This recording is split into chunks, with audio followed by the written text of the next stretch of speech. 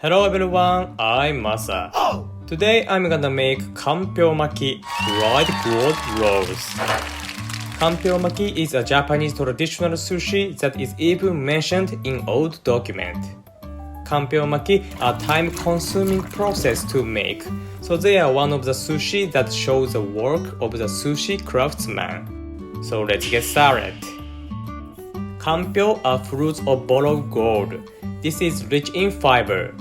Kanpyo Maki is one of the popular rolls along with tuna rolls and cucumber rolls in Japan. But this is still hard, so I will rehydrate the dried kanpyo later. At here, I cut this to the same length as the width of the nori, about 7 inch. I think it will be easier to cook Kanpyo Maki. After this, I gently wash the dirt with salt and water. Can you see that the water has turned brown? It is difficult to see though. I wash kanpyo until the water is clear enough. This is okay. As the dirt comes off, I rehydrate the kanpyo about 10 or 30 minutes to let the flavors soak in later and remove excess salt. Kanpyo absorbs water and becomes softer. In this state, I can't get my nails in. I will boil kanpyo to soften them. It is important to boil kanpyo until it is as hard as an earlobe. Be careful to overcook and kanpyo will become too soft. I will show you later. It is said that it is best to boil kanpyo until you can get your nails in. So this is not yet. And this is good. Be careful when checking it with your hands. It is very hot. This is a bad example, too soft. If the color of the kanpyo becomes too transparent, it is a sign that it is overcooked, so be careful. After I boil them, I squeeze water. The point to squeezing water is to do so without using your fingernails. If you use your fingernails on it, kanpyo will tear. This is an important process, because squeezing out the water well will allow the flavor of the broth to let in later. So please squeeze kanpyo well. Next, let's make broth for kanpyo.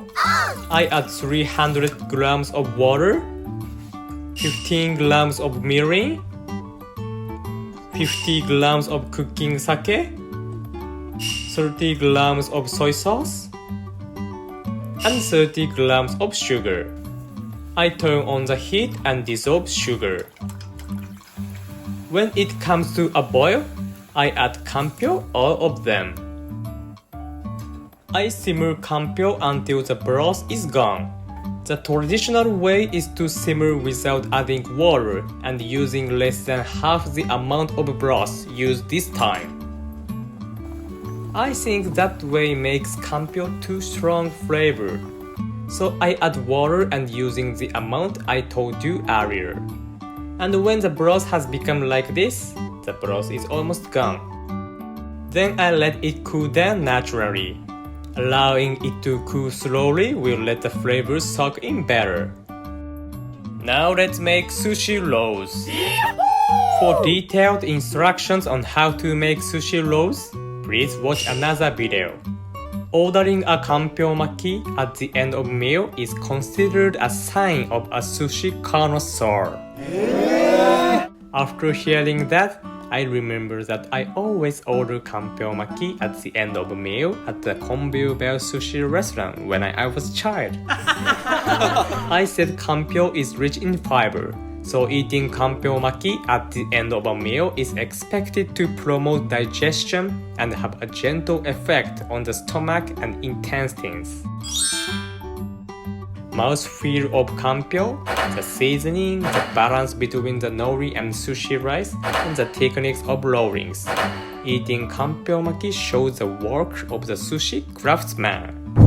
It is said that if you can make delicious Kanpyo Maki, you will be a fully fledged chef. So that's all. Thank you for watching. If you found this video helpful, thumbs up and subscribe to my channel would be greatly appreciated. ありがとう